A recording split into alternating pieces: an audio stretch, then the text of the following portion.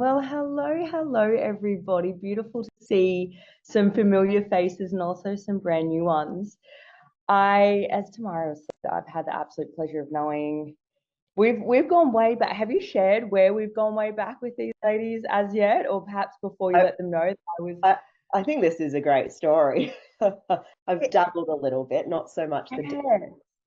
Look, ladies, I want this to be a conversation and this call today to be one that's you don't walk away feeling impressed, you actually walk away going, holy shit, I know what's possible. I know what I can do. I know where these two have come from. You obviously know where Tamara's story has gone, though also one that I know, if you listen to the things that I share here today, that it's like no matter what your journey has looked like till here, and This then no meeting matter is what it being looks like recorded.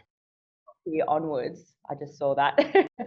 um, that honestly, you can curate and create whatever is you desire, not just in business, also in life, and also in the relationships and the juiciness of the things around you. Okay, because that's ultimately the fruit. That's what we're wanting to do.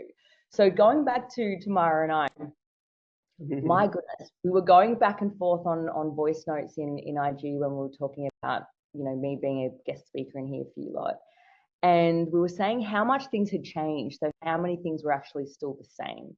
And if you've been around Tamara for a long time, you'll know that whilst things have absolutely, scaled in different ways, there's the groundedness and there's the rawness and there's the home gal that's still there. There's the grassroots that is there despite the massive iterations of her change. And that's another thing for me too, and that's where we've come from. So we met, do you reckon it's been a decade? It's been a decade. I'm going to say it's almost a decade. Yeah, my eldest is 9.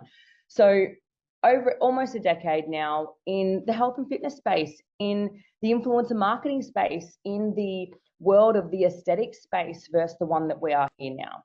And I want to say I hold reverence, and I know you do too, Tamara, for the past version of me that arrived me to here, and the past versions of my identity, okay? Because again, that all formed an identity. And